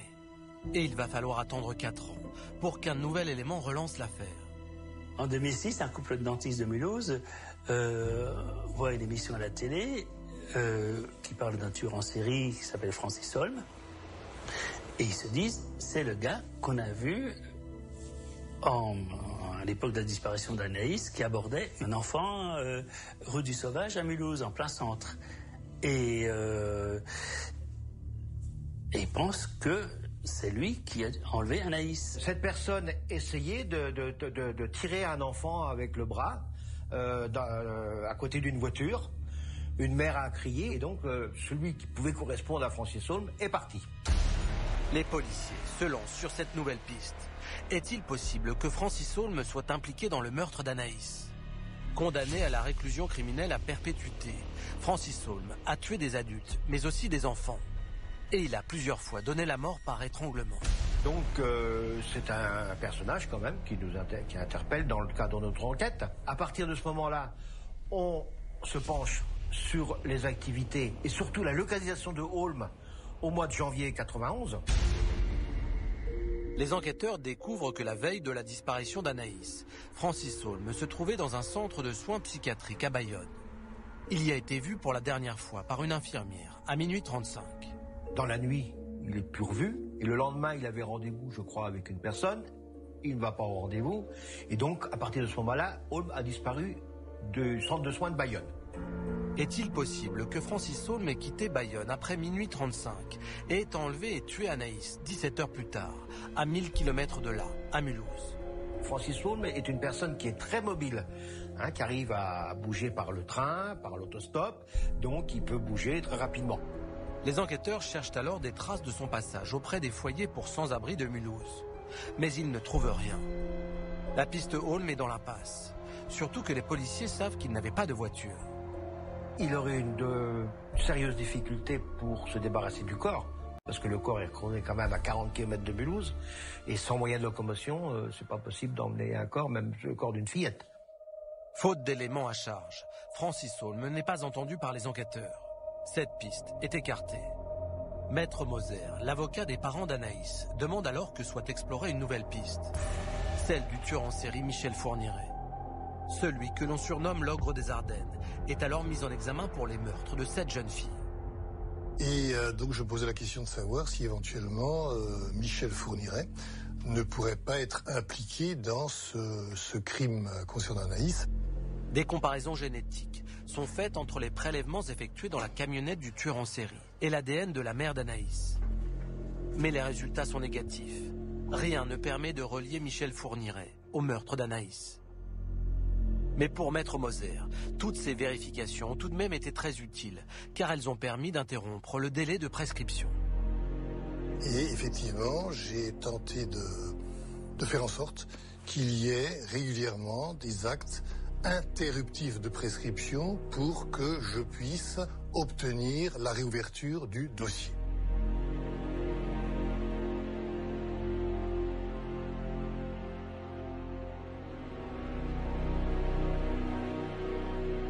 D'égard, on a vu que la mort accidentelle de Michel Stock dans l'incendie de sa prison a mis fin aux investigations sur son éventuelle implication dans le meurtre d'Anaïs. Pourquoi n'est-il pas possible de continuer à enquêter sur cette piste ? Comme en matière pénale, l'enquête vise à identifier la personne qui a effectivement commis ou participé à la commission d'une infraction, elle seule peut être poursuivie. On parle du caractère personnel de la responsabilité pénale. Et la conséquence de ce principe fondamental, c'est que le décès de la personne poursuivie emporte l'arrêt des investigations, mais seulement à son encontre. Si les investigations ciblent d'autres personnes suspectes, alors elles se poursuivront à leur égard. Et pour revenir à notre affaire, le décès de Michel Stock met fin à l'enquête qui visait à établir si oui ou non il avait pu commettre le meurtre d'Anaïs Marcely. Dans cette affaire, il y a eu plusieurs non-lieux, c'est-à-dire qu'à plusieurs reprises, les différents juges d'instruction ont décidé de clôturer le dossier. Pourquoi, selon vous, les magistrats ne l'ont-ils pas laissé ouvert ? Mais parce qu'un juge d'instruction ne peut pas faire des investigations de manière indéfinie. Alors lorsqu'il estime qu'il a fait le tour de son enquête, qu'il n'y a plus matière à réflexion, et même si l'auteur des faits demeure non identifié, le juge d'instruction peut décider de clôturer l'information en rendant une ordonnance de non-lieu. On sent bien que dans cette affaire, Maître Moser, l'avocat des parents d'Anaïs, a fait tout ce qui était en son pouvoir pour empêcher le délai de prescription de courir. Il parle d'actes interruptifs de prescription. Qu'est-ce que ça signifie exactement ? Dans les affaires criminelles, si rien n'est fait pendant un certain délai établi par la loi et qu'on appelle délai de prescription, qui était de 10 ans à l'époque des faits, on considère qu'il y a un désintérêt tel pour l'affaire qu'il n'est plus nécessaire de poursuivre l'auteur des faits. Le risque, lorsque la prescription est acquise, c'est donc l'impunité du coupable. Alors pour éviter cette situation, on a pensé à une solution. Chaque fois qu'un acte d'investigation est ordonné, le délai de prescription est interrompu et repart à zéro. C'est ce fameux acte interruptif de prescription. Et pour revenir à notre affaire, l'avocat a également un rôle à jouer dans ce cas de figure, puisqu'il peut demander au juge d'instruction d'effectuer des actes d'investigation et donc participer lui aussi, comme Maître Moser l'a fait, à interrompre le délai de prescription. Le travail incessant de Maître Moser sur cette affaire va porter ses fruits, car le 10 avril 2014, 23 ans après le meurtre d'Anaïs Marcely, il obtient enfin que la justice reprenne une nouvelle fois les investigations.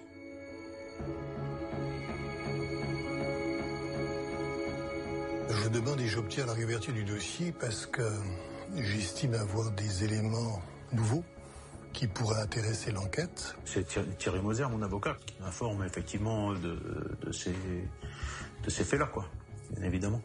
Et là, par contre, on peut parler quand même d'espoir, quoi, quand même, quand on sait que les choses sont reprises en main, qu'il y a un enquêteur qui va suivre ces éléments-là. Maître Moser dit avoir recueilli de nouveaux témoignages au procureur de la République de Mulhouse. Une personne proche de la famille aurait exercé des pressions sur un témoin pour que ce témoin modifie sa déposition quant à l'emploi du temps de Bernard au moment du crime. Alors c'est quand même un élément clé de l'enquête. Je veux savoir si cette tentative de subornation de témoin a existé et si oui, pourquoi, dans quel but, dans quel esprit. Pour Maître Moser, l'hypothèse de la culpabilité du grand-père n'a pas été assez fouillée. Il ébauche aujourd'hui un scénario du crime. Anaïs a été vue pour la dernière fois à 200 mètres de chez elle, le soir du 14 janvier 1991.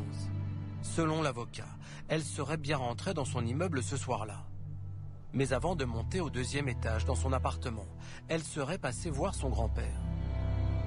Anaïs rentre de l'école, arrive donc au rez-de-chaussée, va dire un petit bonjour à son papy.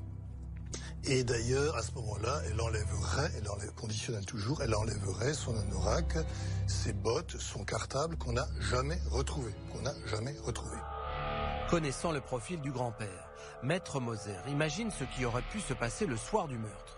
Ce grand-père ayant une personnalité, une sexualité très tourmentée, conditionnel toujours, aurait eu un geste déplacé vis-à-vis de l'enfant. L'enfant se serait rebiffé. Donc c'est dans ces conditions que l'enfant aurait perdu la vie parce qu'elle aurait voulu crier vu l'agression sexuelle imputable au grand-père. Et pour la faire taire, eh bien, on met la main sur la bouche et puis ensuite, ma foi, et malheureusement, manœuvre de strangulation. Bernard aurait ensuite caché le corps d'Anaïs dans un garage situé dans la cour de l'immeuble, près de ses locaux, avant de le transporter au col du Buisson pendant la nuit. C'est une hypothèse de travail qui a intéressé les enquêteurs et qui n'a pas reçu confirmation. Et il s'agit de savoir si des investigations nouvelles pourront permettre de confirmer ou infirmer la thèse de l'éventuelle implication de Bernard dans le crime. Pour la première fois depuis la mort d'Anaïs, la juge d'instruction ordonne des expertises génétiques. Les scellés du dossier sont alors envoyés à un laboratoire bordelais.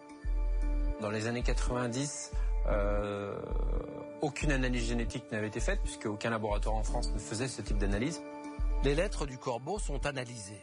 Un profil ADN masculin inconnu est identifié sur 2 enveloppes du scripteur anonyme. Alors l'ADN inconnu numéro 1 a été retrouvé sur la zone encollée du rabat de l'enveloppe. Et c'est intéressant justement puisque l'auteur a léché le rabat de l'enveloppe pour sceller l'enveloppe.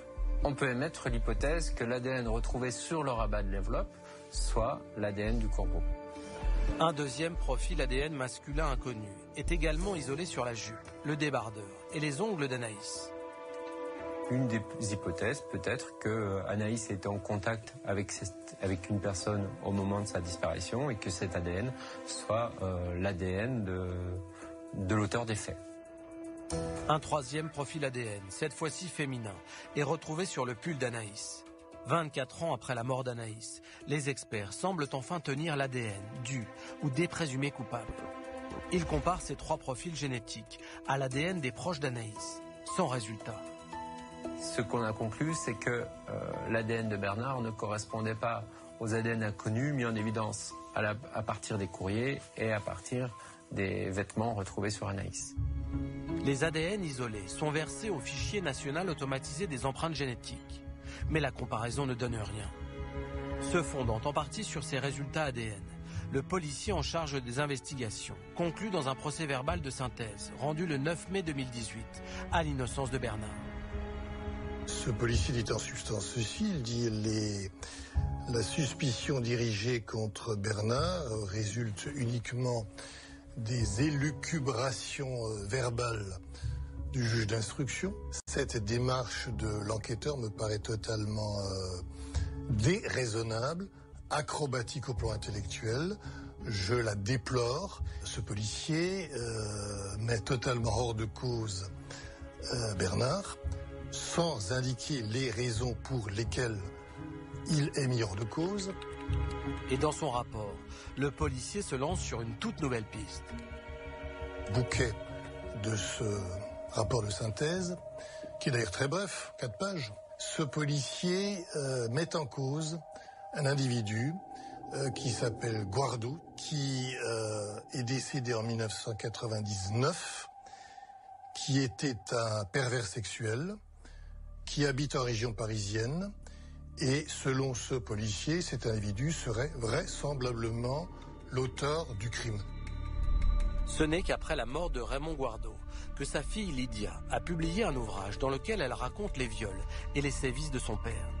Cette affaire intéresse l'enquêteur car les viols décrits par Lydia Guardo rappellent de près les faits évoqués dans les lettres de revendication du Corbeau. L'ADN de Raymond Guardo est comparé à celui trouvé sur les scellés, mais il n'y a pas de correspondance. Aujourd'hui, l'enquête sur le meurtre d'Anaïs est à nouveau dans l'impasse.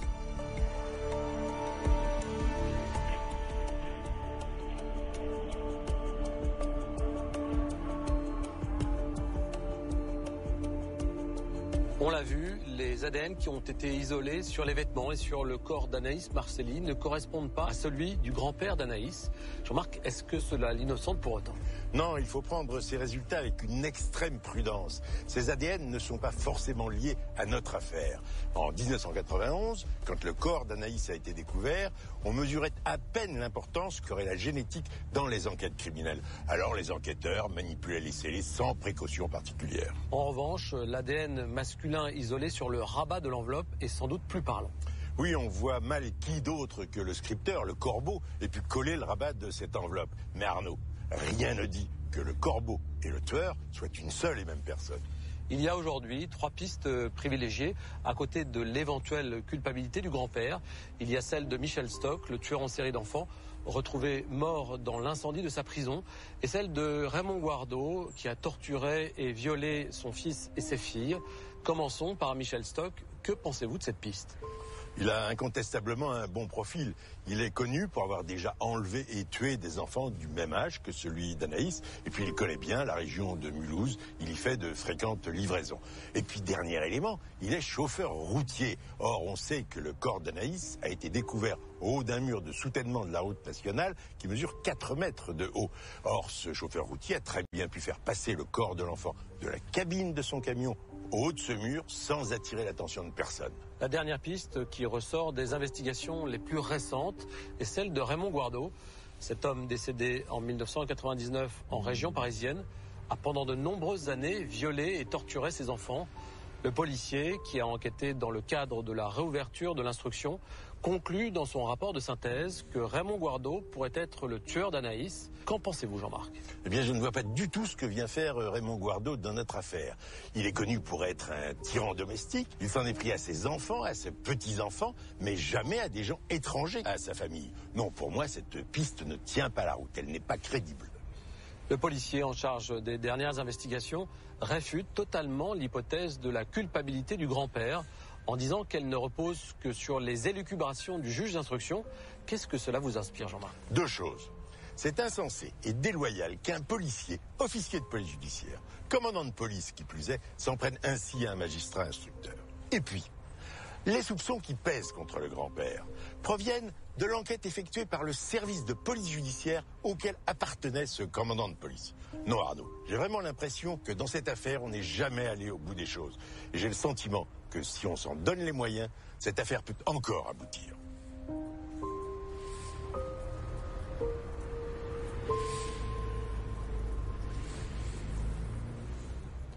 Il n'y a pas un seul jour où je me lève où je pense pas à ma fille, quoi. Pas un seul jour, quoi. C'est pour ça qu'on ne peut pas baisser les bras et que je ne baisse pas les bras parce que je pense que la vérité, elle est autour de nous, quoi. Elle est pas loin, quoi. Les parents d'Anaïs attendent le jour où l'assassin de leur fille sera identifié. Mais j'aimerais qu'il ait un sursaut de conscience.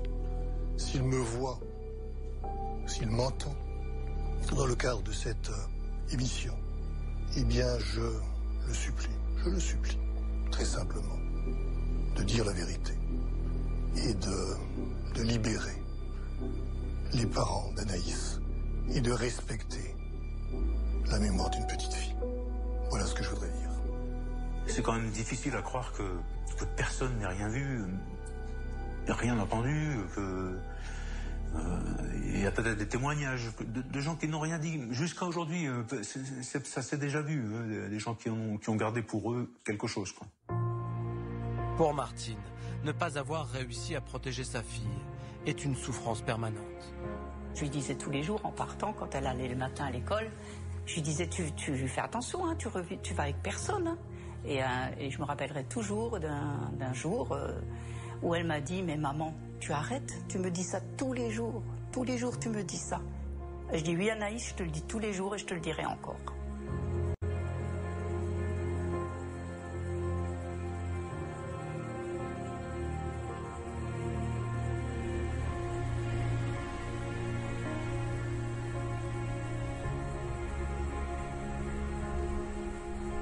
Anaïs aurait aujourd'hui 38 ans, elle aurait peut-être des enfants, elle aimerait sans doute encore essayer des vêtements avec sa maman et ferait toujours rire son père.